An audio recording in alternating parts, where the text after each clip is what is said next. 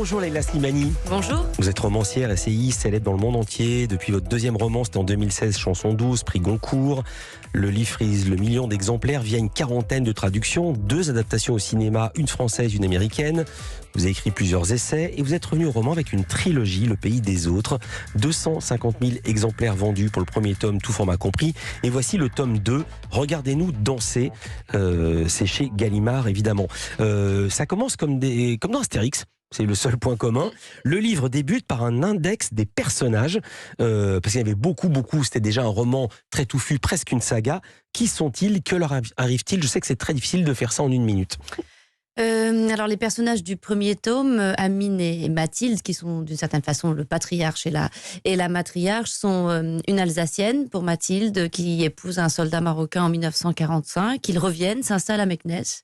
Et ils ont 2 enfants, Aïcha et Selim, qui vont être les personnages principaux de ce deuxième tome. Ils ont une vingtaine d'années. On est en 1968. Elle est étudiante en médecine à Strasbourg. Son frère est un lycéen un peu perdu, qui a des relations assez étranges avec son père, mais aussi avec sa tante, Selma, une femme très, très libre. Voilà, c'est plus ou moins les personnages principaux de ce second tome. Alors si on voulait schématiser, je dirais que le tome 1, c'était l'histoire de vos grands-parents, et donc le tome 2, on comprend que c'est l'histoire de vos parents. Oui, l'histoire en tout cas de Aïcha ressemble beaucoup à votre maman.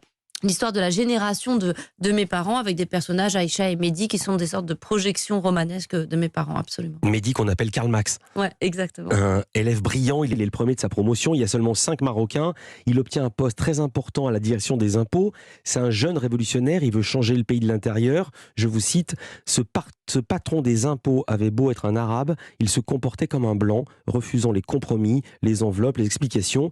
On arrive à ce paradoxe, pour les Français c'est un Marocain, pour les Marocains, c'est un Français, et on retombe sur ce que vous appelez le pays des autres. Absolument, c'est-à-dire que c'est pas parce que la colonisation s'est arrêtée que cette espèce de tension entre monde occidental et tradition, si on peut dire les choses comme ça, a cessé.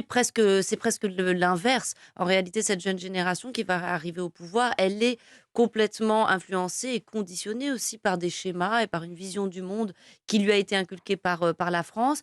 Et Mehdi, il en est le symbole. Il se sent arraché à sa tradition, arraché à sa famille, arraché à ses concitoyens. Et en même temps, il a envie d'amener de la modernité dans son pays. Et il ne sait plus vraiment qui il est. Puisque vous en parlez, il y a ce télescopage des cultures. Lorsqu'un personnage s'emporte avec un Français au sujet de la grande littérature française, il dit « Mais qu'est-ce que les Marocains ont à faire de Proust à la fin? On porte vos vêtements, on écoute votre musique, on regarde vos films. Quand est-ce qu'on va comprendre que nous devons développer notre propre personnalité, connaître notre propre culture, reprendre notre destin en main ?» Et là, Ahmed lui demande « Tu préfères quoi? L'école coranique, l'arabisation totale, le retour des traditions ?» Et c'est cette tension qui est tout au long de votre roman. Oui, et qu'ont connu beaucoup de pays colonisés post-indépendance. Qu'est-ce qu'on fait? Est-ce qu'on revient à des traditions anciennes, mais finalement un petit peu dépassées? Est-ce qu'on épouse totalement le modèle occidental? Il se pose les questions qu'on se pose encore d'ailleurs aujourd'hui dans un pays comme la France. Qui sommes-nous? Qu'est-ce que c'est notre identité? Quel est notre rapport au passé? Est-ce que c'était mieux avant? Et qu'est-ce que ce sera demain?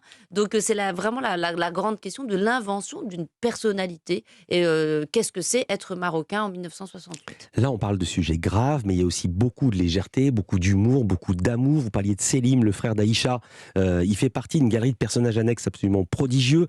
Vous l'avez dit, il a des relations spéciales avec sa propre tante. C'est plus que ça, il a une histoire d'amour, enfin même de sexe. Après, il part suivre un groupe de hippies dans le sud du Maroc.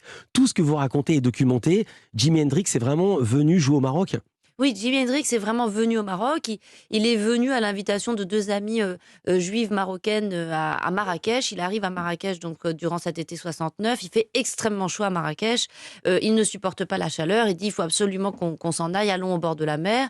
Il arrive à Essaouira et là alors là c'est là où on ne sait plus ce qui est vrai ou ce qui n'est pas vrai. Mais là on l'aurait entraîné dans ce village de diabète et il aurait passé la soirée avec des Gnawa qui sont ces fameux musiciens d'origine guinéenne, d'origine africaine. Et il aurait été fasciné par la musique. C'est un peu mystique, c'est comme une sorte de transe. Tout à fait, exactement. Ouais. C'est des soirées où on rentre en transe. Ouais. La place des femmes, on est le 8 mars, ou plutôt la place assignée aux femmes revient sans cesse dans le roman, même dans l'intimité du lit. Oui, absolument. Je vous lis, au début, quand elles Au début, quand elle faisait l'amour, elle ne fermait pas les yeux et certains hommes s'en offusquèrent. Il n'aimait pas ça. Il la trouvait indécente. Il n'aimait pas non plus qu'elle parle, qu'elle dise ce qui lui plaisait. Certains se mirent en colère. Tu ne vas pas m'apprendre ce que j'ai à faire. Elle fait semblant de se soumettre.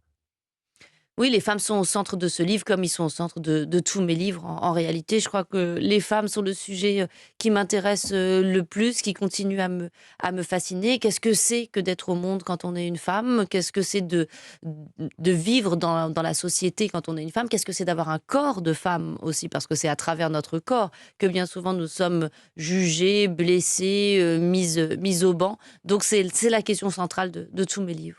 Leila Slimani avec nous, le portrait pré-fame de Lisa Marie Marquez. C'est dans un instant, Culture Média continue.